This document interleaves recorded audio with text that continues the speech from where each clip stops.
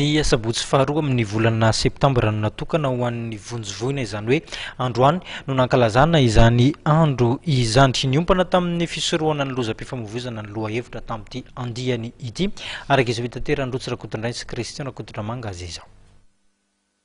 Niompana tamin'ny fisorohana ny lozam-pifamoivoizana izay toa saika mateti-pitranga tato ato ny lohahevitry ny vonjy voina na ny secourisme izay ankalazaina eto amintsika isaky ny faha-14 ny volana septambra. Ny tamin'ity taona ity dia anisy ny fiaraha-miasa teo amin'ny vokovoko mena izay tompon'antoka voalohany amin'ny fankalazana sy ny sampana miandraikitra ny fitaterana an-tanety. Nisy arak'izany ny fampiofanana mpamily sasantsasany. Tombony azo ho an'ny ATT dia zavatra tena ngeza be mihitsy satria ao anatin'ilay folo taona ikarakarana ny ialana amin'ny lozam-pifamoivoizana. Ao anatin'izay zany le décennie pour la sécurité routière zany dia zao hetsika zao zany tonga dia efa anisany hetsika voalohany ary tonga dia asa avy hatrany no natao. Eo ampamola volana ny tetika asa zany miaraka amin'ny OMS, Organisation mondiale de la santé, itsika amin'izao fotoana izao.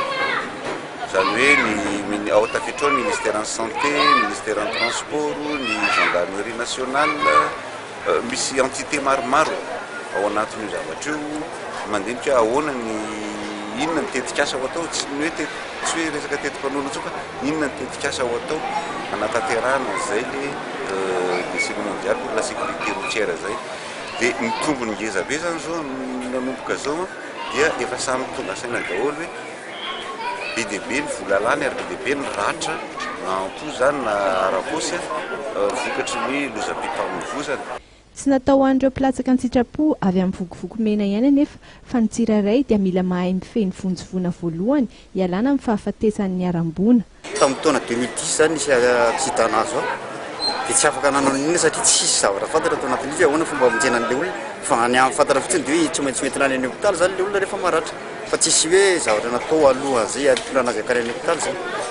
Raha araka nambaran'ireo tompon'andraikitra avy amin'ny vokovoko mena dia isan'ny mahatonga ny fahafatesana betsaka indrindra ny eo anelanelan'ny loza ka hatramin'ny fahatongavana eny amin'ny hôpitaly satria tsy misy ny fahaizana mifehy ny vonjy voina voalohany. Raha ny tena marina zany dia eto Madagasikara moa dia ohatrany hoe lamaody ilay hoe andro iraisam-pirenena fa eo anivonay Croix-Rouge malagasy kosa rehefa misy sehatr'asa izay mifandraika amin'ny foto-kevitra be ijoroanay dia ny anay dia asa mandavan-taona io ary ny tena marina ara dia rehefa eo am-perinasa zay vao hitan'ny olona fa adinonareo nanareo aina manjery ary dia manadino anay rehefa tsy eo ny cyclone, rehefa tsisy ny zavatra zay manaitra ny olona dia adinonareo tanteraka izay ka ny anay ho an'ny hoe fankalazana dia ohatrany hoe nanatanteraka izay satria izay no